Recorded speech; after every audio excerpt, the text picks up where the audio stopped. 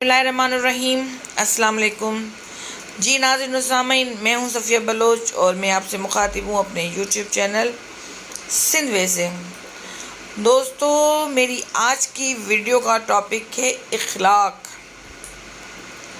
ترکی میں ایک روسی سیاح نے ہوٹل میں کئی دن کے قیام کے بعد پیسے ختم ہو جانے پر جب ہوٹل چھوڑا تو باہر زوروں کی بارش ہو رہی تھی۔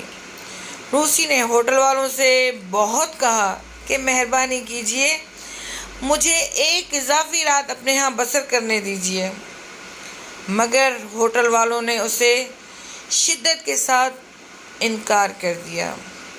اس برستی بارش میں روسی کسی ٹھکانے کی تلاش میں چلا تو اسے ایک گھر کے سامنے شیڈ سا بنائی دکھائی دیا۔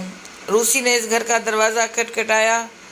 اندر سے ایک شخص کے نکلنے اسے اپنا مدعا بیان کیا، اگر اسے اعتراض نہ ہو تو وہ بارش رکنے تک یہاں ٹھہرنا چاہتا ہے، جیسے ہی بارش رکے گی وہ چلا جائے گا۔ تاہم اس وقت روسی کی حیرت کی انتہا نہ رہی جب گھر والے نے اسے گھر کا دروازہ کھول کر اندر آنے کو کہا۔ ایک کمرے کو اس کے لیے مخصوص کرتے ہوئے گزارش کی کہ وہ اسے میزبانی کا شرف بخشے، رات بھر اس کے گھر میں مہمان کی حیثیت سے رکے اور کل بارش رک جانے پر چلا جائے۔ روسی نے کہا، مگر میرے پاس تو آپ کو دینے کے لیے ایک پیسہ بھی نہیں۔ گھر والے نے کہا، مجھے آپ کی مدارت کا آپ سے کوئی پیسہ نہیں لینا۔ ہمارا دین ہمیں مہمان کی تکریم سکھلاتا ہے اور آپ میرے مہمان ہو۔ روسی نے پوچھا، اور آپ کا دین کیا ہے؟ میزبان نے کہا، اسلام۔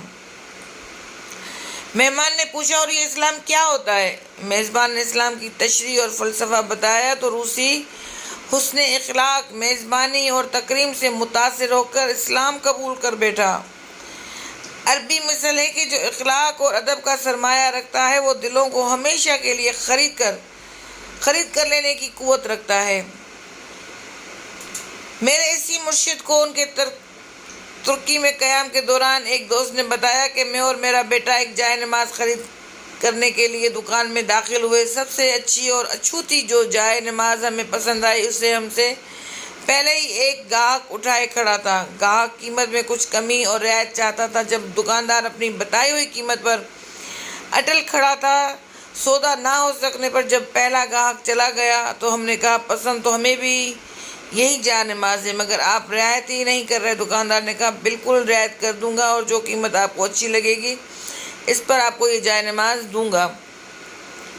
اس گاہک نے حیرت سے پوچھا، مگر کیوں؟ ابھی تو آپ اس گاہک کو ذرا برابر رعایت بھی راضی نہیں ہوئے، اب ایسا کیا؟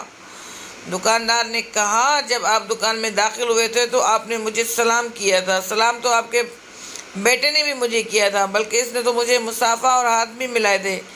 آپ لوگوں کا یہ اخلاق مجھے آپ کو کیسی رعایت کیوں نہ کرنی پڑے پر مجبور کر دیا ہے۔ آپ کے آداب اور اخلاق کی وجہ سے آپ سے رعایت اور آپ کے ساتھ میرا حسن معاملہ آپ کا حق ہے۔